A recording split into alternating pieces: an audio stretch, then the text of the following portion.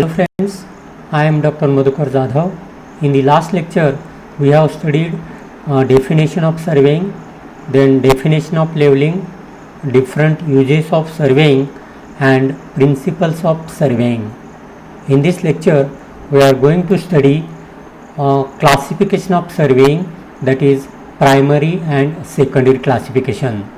Then important terms related to surveying, in that what is meant by ranging, then chaining, offsetting, plan and map, scale and representative fraction. So starting with the classification, primary classification.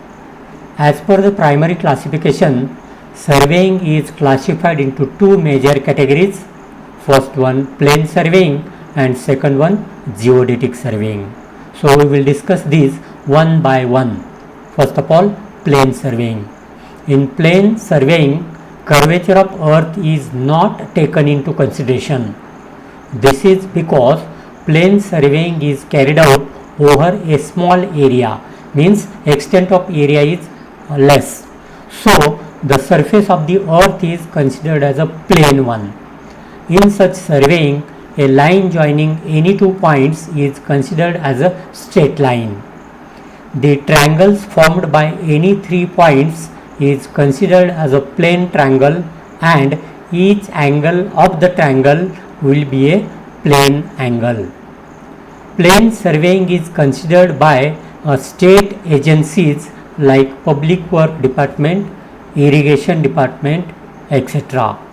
Plane surveying is done when the area is less than 250 square kilometer. To make calculations in plane surveying, we have to use formulas of plane trigonometry. Examples of plane surveying: survey for the location and construction of highways and roadways, survey for canals, survey for landing fields and roadways are classified under the plane surveying category. Then geodetic surveying. In geodetic surveying, the curvature of earth is taken into consideration. This survey is extended over a large area. In this surveying, a line joining any 2 points is considered as a curved line. The triangles formed by any 3 points is considered as spherical triangles, and each angle of the spherical triangle will be a spherical angle.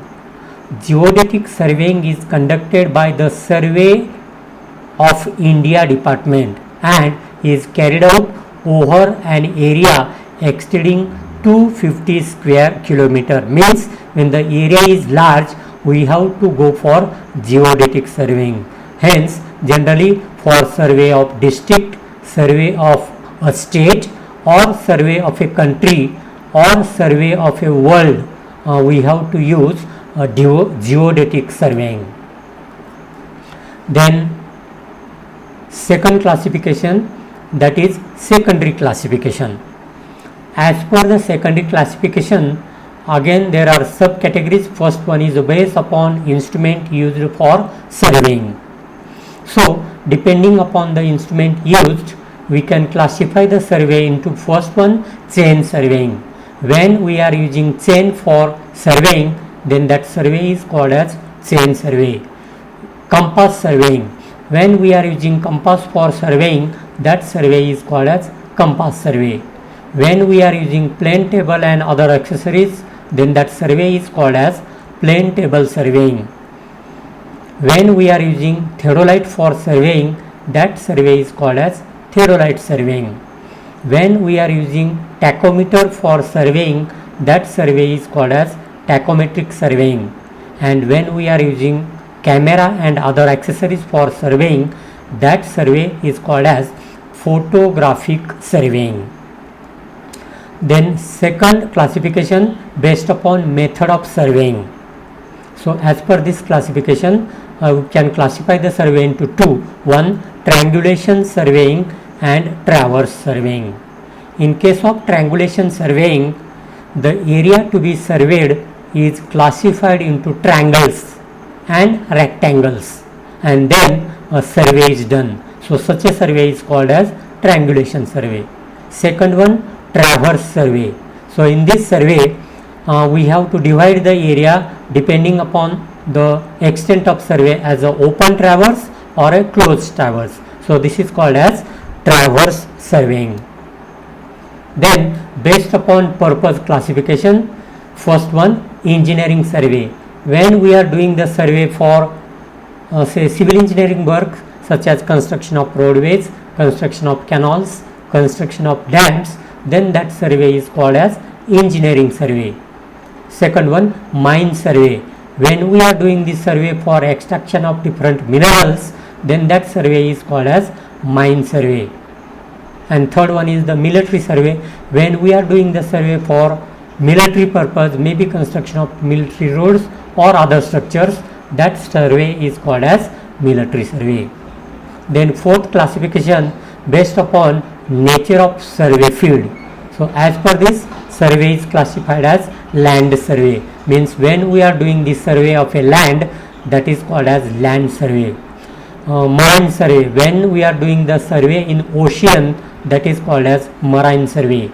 Then city survey, when we are doing the survey in city area, that survey is called as city survey.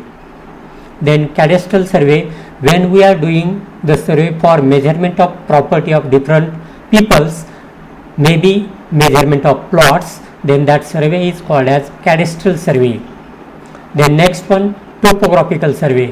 When we are doing this survey in different regions to know the natural and artificial features, then that survey is called as topographical survey.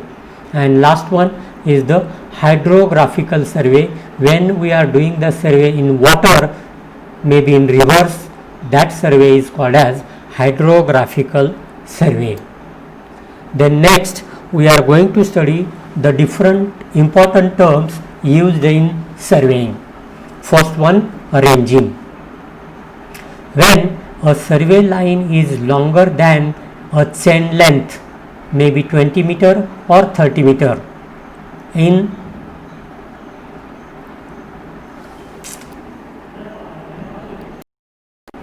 it is necessary to align intermediate points on chain line so that the measurement are along the line. Thus, the process of establishing or locating intermediate points between two end points of survey line is called as ranging. So, depending upon the length of survey line, we have to fix or we have to establish different points, maybe 2 in number, maybe 4 in number, or maybe 10 in numbers. The next one, chaining. It is the common method of measuring distances either with the help of chain or tape, or maybe with a modern surveying instrument such as electronic distance meter. In this method, distance is directly measured in the field. The next one, various types of chains. For measurement of distances in surveying, we can use different types of chains. First type of chain is called as metric chain, and these metric chains are available in length of 20 meter or 30 meter, and these chains are having 100 to 150 links of 20 centimeter or 30 centimeter in length, and the chains are manufactured from mild steel wires of 2 mm diameter. Then next one, tapes. Tapes are used for more accurate linear measurements in surveying and are classified according to the material from which they are manufactured. Next one, types of tapes. So depending upon the material used, tapes are of different types. First one is called as linen or cloth tape. Then second one, woven metallic tape. Third one, steel tape. Next, synthetic tape. And the last one is the Envar tape. Then next one, traverse. Traverse are very important as far as surveying is concerned. So a traverse is a frame formed by a series of connected straight lines. There are two types of traverse. One is called as open traverse and second one is called as closed traverse. So first figure A, B, C, D, E is called as open traverse. So generally for survey of roadways, survey of canals, survey of railway lines, we have to perform open traverse survey. Then second figure is A, B, C, D. Generally for measurement of farmlands or for doing the survey of construction of dams, in such case we have to form the closed traverse and then we have to perform the survey called as closed traverse survey. Traversing or traverse survey is a method of surveying in which a framework of traverse is established in the field to be surveyed. Then different types of traversing. So the different types of traversing are chain traversing, compass traversing, plane table traversing and theodolite traversing. So when we are doing the survey of open traverse or a closed traverse and we are using chain, then it is called as chain traversing. When we are using prismatic compass for the traversing, either open traverse or closed traverse, that survey or that traversing is called as compass traversing. When we are using plane table for the traversing, that is called as plane table traversing. And the last one, theodolite traversing. When we are using theodolite for the traversing, that traversing is called as theodolite traversing. Then next one, offset. The lateral measurement taken from an object to the chain line is known as offset. Offsets are taken to locate the object with reference to the chain line or to locate the details with respect to chain line, and the process is known as offsetting. There are two types of offset, one perpendicular offset and second one oblique offset. In the figure, survey line AB is there and object P is there. So when offset P1 is taken exactly perpendicular from the survey line, that offset is called as perpendicular offset, and when the offset PQ is taken, that offset is called as oblique offset. So generally oblique offsets are at angle other than 90 degree. Next one, plan and map. So plan and maps are very much important as far as surveying is concerned. As we know, the main object of surveying is to prepare map or plan of that area. So we will study what is meant by plan and what is meant by map. A plan or map is the graphical representation to some scale of the features of the surface of earth as projected on horizontal plane, which is represented by a plane of the paper on which the plan or map is drawn. So this is horizontal feature. Plan means the representation is called as map if the scale is small. Means when the scale is small, it is called as map, and while it is called as a plan when the scale is large. Means when the scale is large, that is called as plan.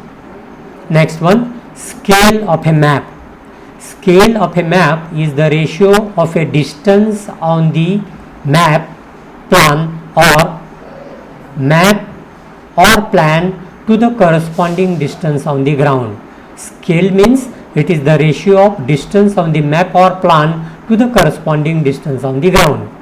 Then another important term which is used for scale is called as a representative fraction. So this representative fraction is the ratio of distance on plan or map or drawing to the corresponding distance on the ground. Both distances are expressed in the same unit. Hence, RF, representative fraction, is equal to length of the object on drawing divided by actual length of the object on the ground. Then depending upon the RF or depending upon the value of a scale, we can classify it into large scale, medium scale or small scale. So in the table, when the scale is in the range of 1 as to 1000 to 1 as to 10,000, that scale is called as large scale. So generally large scale is used for building plans, small survey. Then medium scale, when the range of the scale is 1 as to 50,000 to 1 as to 20 lakh, then that scale is called as medium scale. And medium scale is used for a plan of taluka, district or a state. And last one, small scale, when the scale is more than 1 as to 20 lakh, that scale is called as small scale. And generally small scale is used for a map of a country or world or map of galaxy. So this is all about the different terms which we have studied under this lecture, that is classification of surveying. Then important terms may be ranging, may be offsetting, may be scale, may be plan, may be representative fraction. So this is all about this lecture. Thank you.